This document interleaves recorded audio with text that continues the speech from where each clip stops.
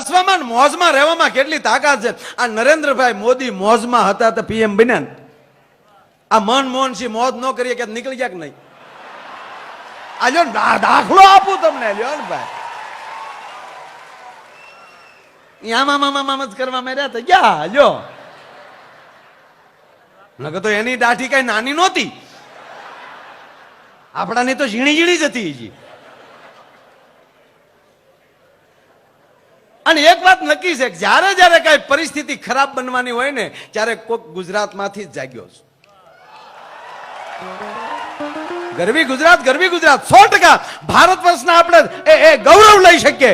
આ ભારત ખંડના આપણે બાળકો છે, મા ભારતીના આપણે સંતાનો છીએ. પક્ષપાત ના હોવો જોઈએ, પણ ગુજરાતમાં જન્મા છે એનું ગૌરવ સાથે બોલીએ છીએ એમ નહીં.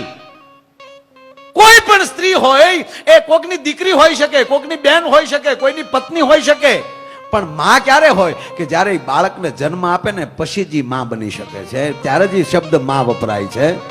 તો ભારત નામ છે એ સ્ત્રીલિંગ નથી, પુલ્લિંગ છે, છતાં કહેવાય માં. પણ ભારતને માં શું કામ કહેવાય? એની કમરમાં ગુજરાત રૂપી છોકરું રમે છે ને એટલે આ દેશ માં કહેવાય છે. ભલામાં ગૌરવ તો ગુજરાતી લઈ શકીએ સાહેબ 100%. અને જ્યારે જ્યારે પરિસ્થિતિ, તમને એના પુરાવા સાથે કહું કે જ્યારે જ્યારે પરિસ્થિતિ ખરાબ બની છે ત્યારે આગળ ડગલું ગુજરાત ભર્યું છે. શિવાજી આજ ધરતીના મહારાજા. અને સાહેબ જ્યારે ખજાનો ખાલી થઈ ગયો ને મોગલો સામે લડવામાં, ત્યારે મારી ગરવી ગુજરાતે સુરતે કીધું હતું કે મહારાજ આ બાજુ આવો, અમે સામે આલીને નહીં આપી શકીએ, પણ અમે એવું કહેશું કે તો હમણાં લઈ ગયા, પણ વયાવો સુરતમાં અમારી પાસે સંપત્તિ ઘણી પડી છે. પહેલો વેલો ખજાનો કોઈ ભર્યો હોય સાહેબ તો સુરતના વેપારીઓએ ભર્યો છે. ભલા માના. ત્રીજી વાત, અંગ્રેજોનો જ્યારે એમ કે ભાઈ કે ઉપાડો વધી ગયો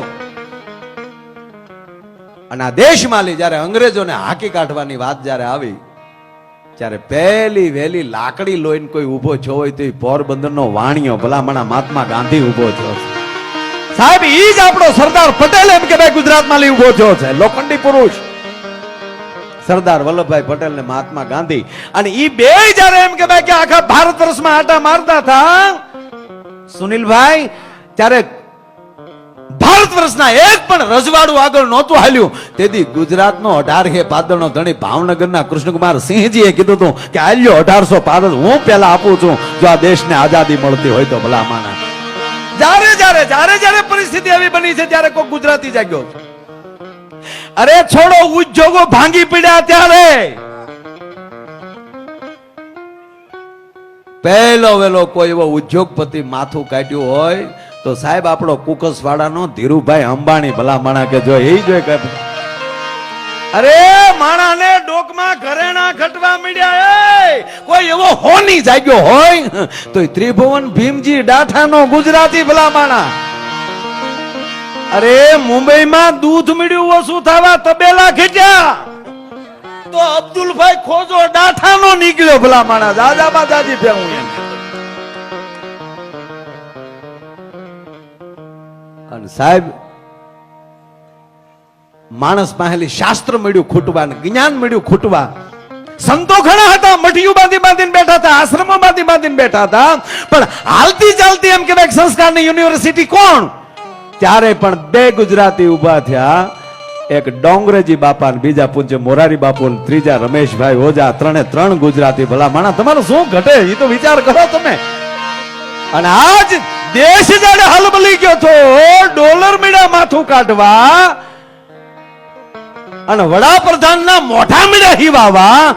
ત્યારે એમ કહેવાય કે આજે 2014 જો કોઈ એમ કહેવાય કે ઝાડા ફાડો માણા હાવજ જેવો માણા દિલ્હીને મળ્યો હોય તો એ નરેન્દ્ર મોદી ગુજરાતી. સાહેબ આમાં હું ઘટે એ તો મને ગયો યાર. सारे जहां पे अच्छा हिंदुस्तान हमारा है तो 100%. પણ ગુજરાત તો બાળક છે સાહેબ, છોકરો છે. અને ઈ છોકરો પરણે ને એની પુત્ર વધુ આવે અને એના સંતાનો કાંઈ કેમ કે ભાઈ કેમ ઝાડા બળિયા થઈ શકે. ભલા ગુજરાતી હમણાં એક આપણો ગુજરાતી